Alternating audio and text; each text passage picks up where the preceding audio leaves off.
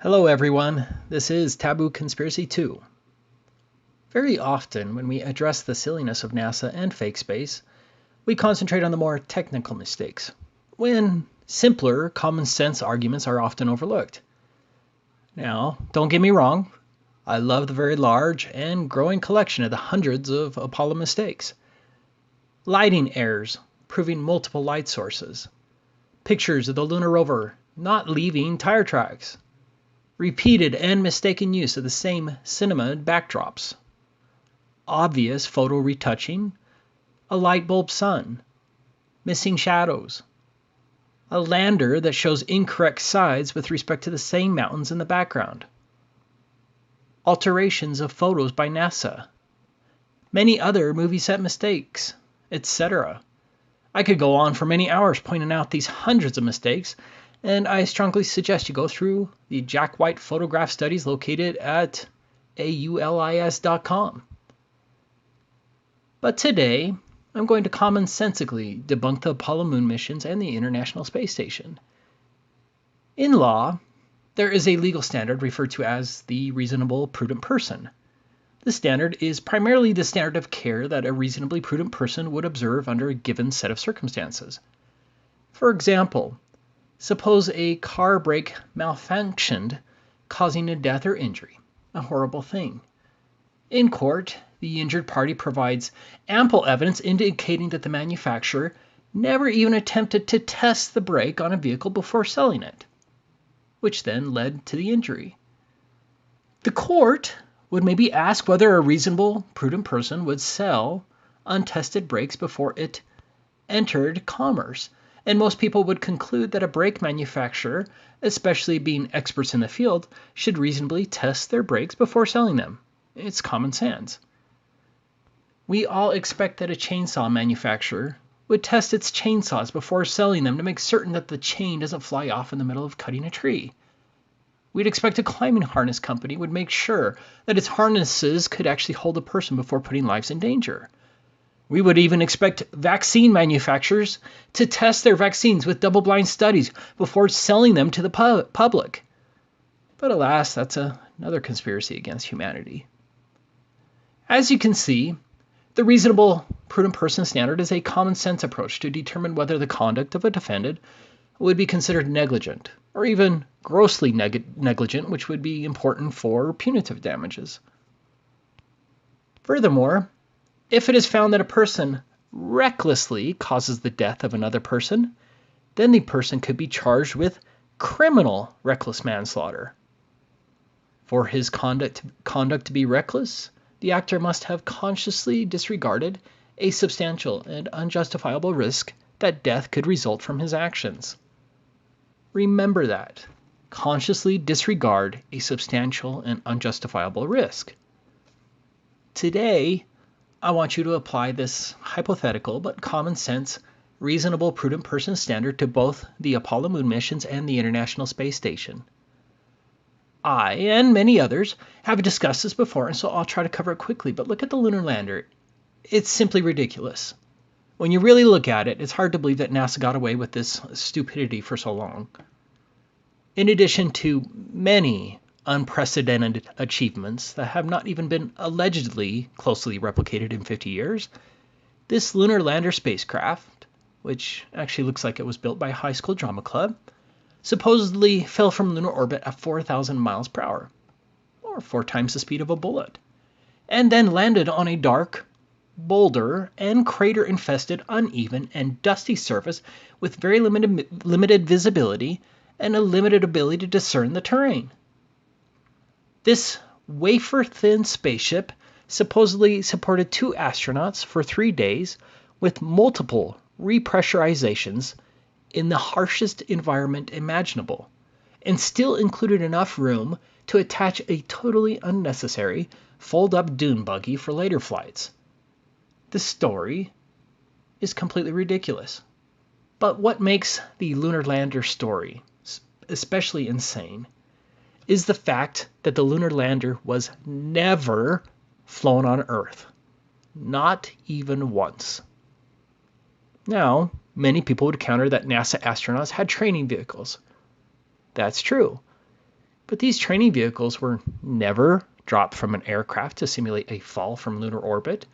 And despite having much better visibility, these smaller training vehicles were never flown over rough, rocky areas similar to what astronauts would experience on the alleged moon. Astronauts trained by hiking with backpacks in rocky areas, but no one thought it expedient to actually practice flying the lunar lander or even a training vehicle in similar conditions. The training vehicles, at least the pictures and videos you can find, were only ever flown at airfields during the daytime. Ask yourself, how's that even close to training for the surface of the moon? There is no comparison. Moreover, 3 of these 5 much simpler training vehicles crashed during easy maneuvering over flat airfields, proving that NASA was incapable of designing a safe and much simpler vehicle. 3 out of 5 of the smaller and less complicated vehicles crashed in optimal conditions. This is not a good track record for safety. Now watch this short clip regarding Armstrong's near-death experience on one of these training vehicles. The Lunar Module, or LEM, was the world's first true spacecraft. Nothing like it had ever been flown before. With its wafer-thin walls, the lander provided minimal shelter for the astronauts. Barely sturdy enough for its lunar mission, it was far too delicate to be flown or tested on Earth. NASA had to devise some sort of training simulator for their pilots. That's where this contraption came in.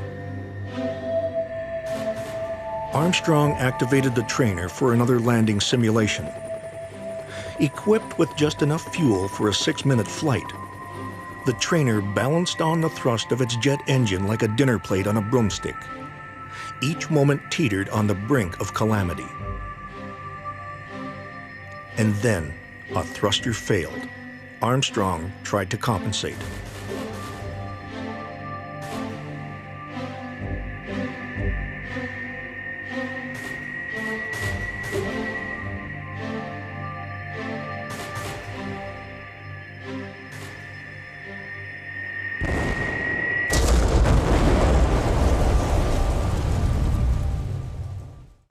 I can't say this with enough emphasis. The wafer-thin and delicate lunar lander, as stated in the video, was never flown on Earth in any manner. Moreover, the far simpler training vehicles were never flown in a manner to simulate any conditions which the astronauts would experience on the moon. And 3/5 of the training vehicles still crashed in easy and optimal but very inapplicable conditions. Now, would a reasonable, prudent person, especially a professional engineer, consider it safe to never actually practice flying a one-of-a-kind, awkward, and wafer-thin spaceship that would drop from lunar orbit at 4,000 miles per hour and land on such rough and unpredictable terrain? Only a liar would consider that safe. Of course, the more educated propagandist will claim that the astronauts did practice 2 times with a lunar lander in space during Apollo 9 and 10. But seriously, 2 times. But isn't it convenient that the only token flights of the lunar lander occurred in space, far away from independent cameras, and not on Earth, where the astronauts would really need to repeatedly practice on solid ground, like landing? I'm sorry, but 2 flights in space is not proof of actual training. And the point remains. Those 2 alleged flights of the lunar lander in space were never even close to resembling a drop from lunar orbit 4,000 miles per hour and then landing on a rocky, crater-infested dust rock. These maneuvers were never practiced, and the lunar lander was never flown on Earth. No reasonable person would consider it safe to never actually fly the lunar lander in circumstances similar to what would be experienced on the moon. In fact, a reasonable, prudent person would consider sending astronauts to the moon 239,000 miles away in an untested vehicle entirely reckless. Reason dictates that NASA consciously acted, disregarding a substantial and unjustifiable risk that death could result from its actions, which would be considered reckless manslaughter if death occurred. However, there was one way that NASA was guaranteed to have 100% success in landing on the moon and avoid the subsequent defunding of NASA and criminal manslaughter charges. And that is by faking the entire event. And there's ample evidence indicating that the event was filmed on a stage, as clearly evident by the fake stage backdrops visible during the entire alleged moon landing and the wires and so much more. Now, let's take a look at the International Space Station and apply a similar reasonable, prudent person standard. Watch this time lapse of the assembly of a Boeing 777X. As you'd expect, there's a time lapse showing the amount of work that goes into assembling a complex aircraft. You can watch hundreds of similar construction time lapses on YouTube, from houses to machinery, and even one or two NASA time lapses. But one thing you won't find is a time-lapse construction of the International Space Station. This video is all NASA offers as a time-lapse of the construction of the ISS. The ISS is supposed to be the most amazing engineering and technical marvel ever built, and NASA never thought about thoroughly videotaping the entire construction process, aside from a few silly clips. But here's the real kicker. The ISS was never even allegedly assembled on Earth. You, as a reasonable person, would think the fully 100% assembled ISS would undergo thousands of tests by engineers. But the fully assembled ISS was never tested on Earth. There is not a single photograph of the ISS pre-assembled in a warehouse where all of the necessary tests would take place. They want you to believe that several different countries all built different components of the ISS, but never felt the need to actually make sure that the components fit perfectly together, as even the slightest error would prove fatal for all the astronauts aboard. Think of the shared fittings, seals, and valves that all would need extensive testing. In one publication, NASA noted, quote, verification of structural safety is assured through stress analysis, loads testing, and non-destructive evaluation of susceptible structures. The pressurized modules that will be launched, that is to say those that are not test articles, undergo proof pressure testing and post-test inspections. In addition, module level leak checks are performed to ensure that the as-built modules meet leak requirements. Sealing mechanisms are qualification tested, and every seal is acceptance tested. So, each of the modules of the ISS supposedly underwent these necessary pressure testings. But NASA didn't consider it necessary to undergo any tests of the entire ISS fully assembled, especially since the most likely place for a leak or failure would be between modules. What if something as simple as the air conditioning failed? All the astronauts would be dead, and yet no one tested the air conditioning with respect to the entire ISS? That's only one factor. Seeing a light in the sky at night that could be from a dressed-up fancy airplane or drone does not prove that there's a spaceship housing 6 people for nearly 20 years up in Earth orbit. It's nonsense. No reasonable, prudent person would consider it safe to not perform thousands of tests on the ISS, fully assembled in a warehouse, and every participant country would perform their own tests, repeated ad nauseum, with teams of engineers. And what if one of the seals failed? That was never tested and the astronauts all died. Again, NASA would be defunded and its administrators would face criminal reckless manslaughter for consciously disregarding a substantial and unjustifiable risk. I hope you see the nonsense of it all, as NASA would never have recklessly risked everything when faking space has a 100% chance of success, especially when you have an army of propagandists, famous shills, the media, all major institutions, academia, and all major governments supporting your lies. But there are so many more common sense arguments debunking both the Apollo moon missions and the ISS. And don't let the lying shills claim that we don't have the right to look and closely examine the reasonableness and recklessness of NASA, because that is exactly what thousands of people do every day in court. Now, I'll close with a segment from a Mark Sargent's professional series which includes a letter from a specialist in the valves and seals industry. As you listen to the video, remember that these miraculous valves and seals were never tested on Earth before sending the ISS in space. And I mean the valves and seals where the modules come together.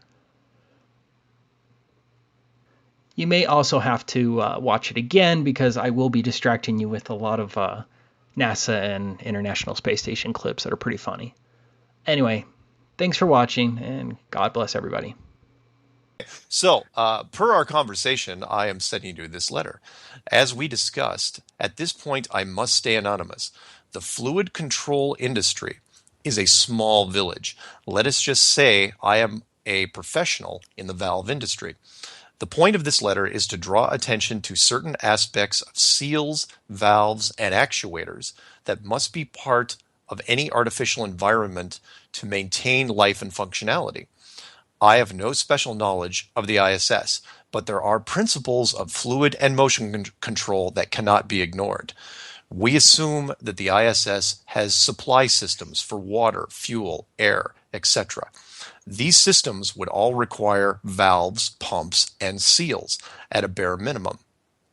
Without systems to deliver, send, expel, vent, filter, and store these fluids and gases, life on board would be impossible. Tubing, pumps, tanks, and valves would need to be present across all of the living areas to assure, at the least, fresh air. Seals, such as O-rings, would be required throughout the ISS to hold in gases and fluids. Valves would be required to meter these gases and fluids and to maintain proper pressures. Actuators would be required to move devices such as the Canadian arm, hatch openings, etc. Anything that is not moved manually requires an actuator. Let's look at some of the questions that pose a problem. Okay, so that was the end of his little preface. And then he goes into, the first thing he wants to address is seals. And here we go. For aerospace applications, the most commonly used seals and O-ring materials, and we're going to get into a couple technical things here, are GLT-type fluorocarbons, generically ASTM D1418 type 3 elastomers. I don't know that word very well, which have a glass transition temperature of negative 30 Celsius. Materials of this type that meet the new AMS 7287 and predecessor AMSR 83485 specs have a useful operating temperature down to negative 40 Fahrenheit and up to 400 degrees Fahrenheit. Even though this is an impressive temperature range, it appears that the ISS is being exposed to temperatures beyond this range. There are special Teflon-based seals available that can extend a little past this range, but they are not made with flexible or compressible materials. Therefore, the mating components would have to be manufactured within a millionth of an inch tolerance to prevent a seal from moving and thus leaking. Not convenient for a hatch or a fuel valve that is in constant use. Perhaps the seals are shielded from the temperature changes. Perhaps. But the outside of the ISS does not seem to show the insulation units required to accomplish this. Another problem with seals is that they wear out. Seals would have to be replaced frequently. Preventative maintenance of seals and sealing services would keep a maintenance team busy 24 hours a day. Seal replacement would require sealing off areas, cleaning and sealing surfaces, since in many cases a human hair can cause a seal to leak, lubrication, polishing sealing surfaces, or replacement of modules, etc. I do not think any of these things have been observed on the ISS. Seals also require back pressure to seal. I have no idea how a seal would function against a vacuum. We have no calculation for it. Any seal I have ever seen would simply be sucked out into space. How fuel, air, water, etc. are all contained and moved in the ISS, I have no idea. The seals of the ISS must be flawless, maintenance-free, immune to temperature changes, basically miracles of modern science. We in the industry would hold such mythical seals in awe and reverence if they existed. He says valves would be needed aboard the ISS for many life-sustaining reasons: fuel, air, water, ammonia, etc., etc. And then he takes an excerpt from literally space.com, right? And this is from the guys that are up there, right? So this is their quote. He says, and then he comments on it. So it says the International Space Station's active thermal control systems, the ATCS, pump fluids through closed loop pipes. A liquid ammonia coolant loop along the station's main truss keeps the station's electricity generating solar panels cool.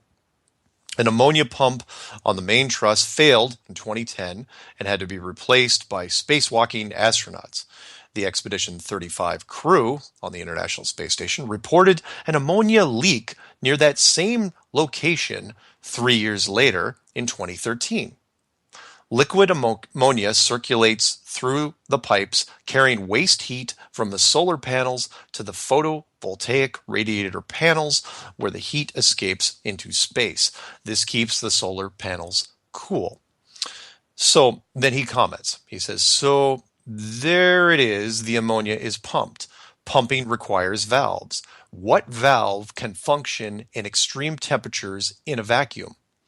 Since a spacewalk was required to repair the unit, it is obviously exposed to the vacuum of space. The seal issue mentioned above would be a major problem. How would they perform degaussing? And people don't know what that is. It's the process of decreasing or eliminating a remnant magnetic field of the valve for it to function properly, since they are never grounded. When these astronauts replaced the pump, how was this accomplished without depressurizing the entire ammonia supply? How does one do that in a vacuum? I watched this procedure on space.com. It was clearly done underwater. Plastic pieces floated upwards, etc. No residual ammonia, and the broken pump was emitted. No lubrication applied. The list goes on. Valves require venting. Excess pressure has to go somewhere. Is it vented into space? Would that not suck all the gases and fluids out into the vacuum of space, since there is no back pressure in space? Are gas valves vented to the interior of the space station, increasing the pressure in the living areas to dangerous levels? Valves require filtering. Are filters changed frequently? Are there 3 maintenance teams working 24/7 to maintain the filters? Because if a filter fails and stops a valve, it could kill everyone on board. Consider a commercial airliner. Consider how much maintenance one airliner needs to stay in the air. Think about the fuel pumps, the air exchange, and the seal replacement programs. Valves are maintained and changed out frequently. Now consider the ISS in this light. One little pump's change out in 2010 and a little repair in 2013. Does NASA have valves that function in impossible environments and seals made of unobtainium and unicorn tears? I am guessing no. Actuators, or air cylinders, are the muscles of moving machinery. Pumps are the heart of the machinery that pump fluids and gases to drive the machines. Valves control the pressures and quantities of the fluids and gases. Actuators push and pull to give the machines movement. They have been used for decades to drive the Industrial Revolution forward. They are the muscles of robots that move their limbs. They hold the hood open on your car so you can check the oil. They open and close the hatches on submarines. They drive needles that weave carpets. They are all around us in every mechanical system. Some are driven with pneumatic air pressure. Some use hydraulic fluids, and some are electrical. Let us look at the types briefly. Pneumatic, otherwise air-driven. On the ISS, how would these work? The seal issue is certainly a big problem. Actuators need valves. We covered these problems already. Piston rods rely on dynamic seals and are prone to leakage. Temperature is an issue. Ice cream makers and metal forges struggle with actuators due to the extreme temperatures that they deal with. But consider that they only deal with their end of the temperature range. Ice cream makers deal only with extreme cold. Metal forges deal only with extreme heat. What kind of Vulcan technology, and I'm sure that's a Star Trek reference there, is NASA using to handle both temperature extremes, let alone in a vacuum? Hydraulic or fluid driven. The same problems as pneumatics apply here as well. In addition, hydraulic actuators drip and weep oil. The ISS would become uninhabitable without constant maintenance. Where would the fluid be stored, disposed of, replaced, etc.? Electronic. This is probably the most probable type NASA would claim that they use. They are clean and function without the exchange of pressurized substances. What about maintenance, lubrication, degaussing, replacing motors, drives, belts, circuits, panels? Certainly, they would be prone to shorting out and requiring constant care, especially since they cannot be grounded. Consider satellites, but that's another topic. Changing out components is not like changing the brush heads on a vacuum cleaner. Lastly, and probably the most important problem, is there's no machine shop. All dynamic systems require installation and maintenance. No matter how carefully designed and how advanced a system is, something will require machining. All large Navy craft, I'm looking at you, Sean, have onboard machine shops. The reason that I use ships and submarines as examples is that they are the most similar systems to the ISS that we can relate to. They are moving, large, self-contained, and functioning in hostile environments. Navy vessels must be able to repair, modify, or replace anything on board. Even under the best conditions, metal will warp, screw threads will strip out, seals will leak, welds will break, metal sealing surfaces will get scratched, tubes will crack, electronics will short out, motors will overheat, motors will freeze up, critical tools will break, belts will break, cables will snap, etc., etc. The ISS appears to not have a machine shop whatsoever. How are repairs done? Are we to believe that all the replacement parts are flawless modules that snap together perfectly every time like Legos?